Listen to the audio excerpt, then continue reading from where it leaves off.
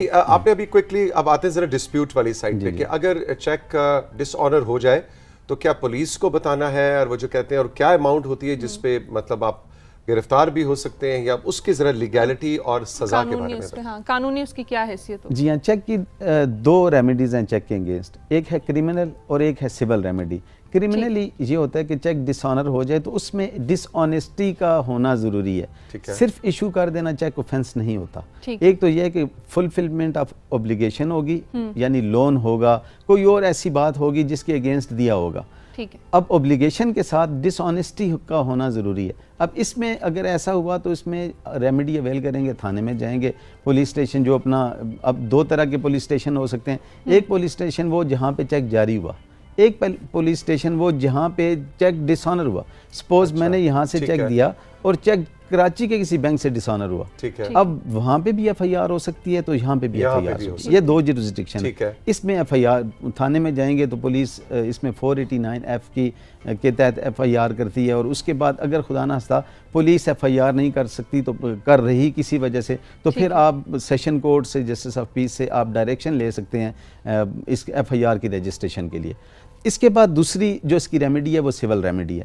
Civil remedy میں یہ ہوتا ہے کہ اس کی ریکوری کے لیے، کیونکہ 489 ایف کے تحت ملزم کو سزا تو ہو جائے گی لیکن آپ کے پیسے تو آپ کو نہیں ملیں گے۔ ایشو یہ ہوتا ہے کہ ہمارے ہاں جو نیگلیجنس ہوتی ہے، لوگوں کو اویئرنس نہیں ہوتا، میں آڈینس کو کہنا چاہوں گا یہ بات، اس پہ خیال کیا کریں۔ دیکھیں، اگر آپ 1 کروڑ پہ آپ نے کسی کو دیا، وہ چیک آپ کو، وہ چیک ڈس آنر ہو گیا، ٹھیک ہے، آپ کو وہ 3 سال کے لیے اسے سزا ہو جائے گی تو آپ کو کیا فائدہ ہونا ہے؟ آپ کی رقم تو وہی ہے۔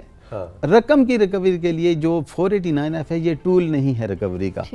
آپ رقم کی ریکوری کے لیے ہمیشہ سول کورٹ میں ہی جائیں گے، اور سول کورٹ میں جا کے وہاں سے ریمیڈی اویل کی جائے گی، اور اس میں یہ ہے کہ ریکوری آپ کو وہاں سے ملنی ہے، تھانے سے ریکوری نہیں ملنی، تھانے سے صرف اس کو سزا ہی ہونی ہے، اور میکسیمم 3 سال سزا ہے۔ تو 3 سال میں اگر وہ سپوز 3 کے 3 سال اندر رہ آتا ہے تو آپ کو کیا فائدہ ہونا؟ آپ کو، آپ کی رقم تو گئی نہ ڈوبی۔ وہ تو کروڑ روپے اس نے سمجھے تھا، جیل جا کے بڑی مزیدار نوکری تھی، جیل میں میں رہا ہوں اور 1 کروڑ روپیہ میں نے کما لیا، اور ایسے واقعات ایسے بھی ہوئے۔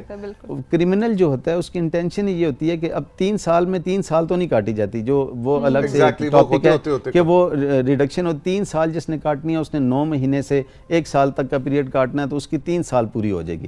اس میں معافیاں لگتی ہیں، چھٹیاں اس میں سے مائنس ہو جاتی ہیں، یعنی وہ 1 سال میں سے باہر آ جائے گا۔ 1 کروڑ اس نے ہڑپ کیا، 1 سال کے بعد باہر آ گیا، یعنی اسے کوئی مہنگا تو نہیں پڑا سودا، 1 سال اندر رہا تو ایکسپیرینس بھی ہو گیا جیل کا، مزیدار 8 لاکھ روپے مہینے کی تنخواہ لگی ہوئی تھی اس کی، ہے نا جی، اور ریکوری وہاں ہی ہے، تو ریکوری کے لیے سول کورٹ جانا پڑے گا، ایکسپیرینس بھی ہو گیا۔ جی اچھا، زندگی کے مختلف ایکسپیرینس ہونے چاہیے۔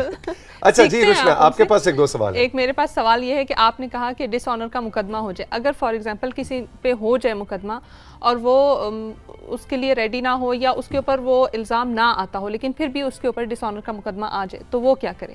میں نے اس سے پہلے سٹارٹ میں ہم لوگوں نے بتایا کہ ڈیفینسز کیا ہیں۔ ڈیفینسز یہ ہیں کہ جو بھی کنسیڈریشن۔ جدون صاحب، بڑا مزہ آیا اور میرا خیال ہے بہت اہم موضوع تھا جس کو آج ہم نے ٹیک اپ کیا، ہمارا پورا کنٹرول روم بھی اور سب، کیونکہ یہ ایک ایسی چیز ہے جو ہر ایک کی زندگی سے جڑی ہے۔ جیسے آپ کے وہ دوست ہیں، ان کا کتنے پیسے تھے ویسے؟ 15 لاکھ۔ 15 لاکھ!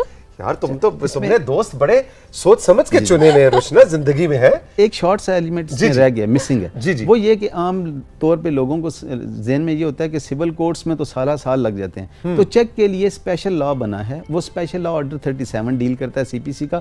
اس میں یہ ہوتا ہے کہ سمری ٹرائل ہوتا ہے اور یہ سیشن کورٹ میں لگتا ہے کیس، یہ سول کورٹ میں نہیں لگتا، اور 6 مہینے اس میں مدت دی گئی ہے کہ 6 مہینے میں کیا جاتا ہے۔ اس میں اہم بات یہ ہے کہ باقی کیسز میں وہ آتا ہے جو جس کے اگینسٹ کیس ہوتا ہے وہ جواب دیتا ہے اور لنگر آن ہوتا ہے۔ یہاں پہ پہلے جس کے اگینسٹ کیس ہے وہ 10 دن کے اندر آئے گا، نالج سے 10 دن کے اندر وہ آ کے لیو ٹو ڈیفینڈ فائل کرے گا، کورٹ دیکھے گی کہ کیا اس کے پاس ڈیفینس بنتا ہے کہ نہیں بنتا، اور اگر بنتا ہے تب بھی کورٹ اسے اس ایکول اماؤنٹ کی گارنٹی اسے کہے گی جمع کرو، اس کی رقم سیکیور کی جائے گی، گارنٹی جمع کروائے گا تب کنٹیسٹ کرے گا، اور اس میں بھی وہ 6 منتھ کے اندر وہ کیس ڈیسائیڈ کریں گے۔ اس لیے یہ ایشو جو ہمارے سول سائڈ پہ لوگ اس لیے نہیں جاتے کہ وہ اریسٹ ہوگا کرمنل میں تو ریکوری ہو جائے گی، لیکن یہ یاد رکھیں کرمنل ریکوری کا کوئی ٹول نہیں ہے۔ آپ سول کیس میں جائیں گے، ہمارے پاس لوگ آتے ہیں، تشریف لاتے ہیں اور 3-3 4-4 سال کے بعد رو رہے ہوتے ہیں، اور جب چیک سٹیل ہو جاتا ہے، یہ یاد رکھیں چیک کو لے کے سو نہیں جانا،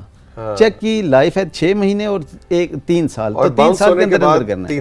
3 سال. جدون صاحب thank you very much, all the best, بہت بہت شکریہ. ساتھیوں، رشنا، میں اور ہماری ٹیم اب آپ سے چاہیں گے اجازت. ہمارے واٹس ایپ نمبر پہ ہمیں ضرور بتلائیے گا آج کا شو آپ کو کیسا لگا، ڈاکٹر نوشین کی ٹپس کیسی لگیں اور جدون صاحب کی ٹپس آپ کو کیسی لگیں. انشاءاللہ ملیں گے پھر. خوش رہیے. خدا حافظ. اللہ حافظ.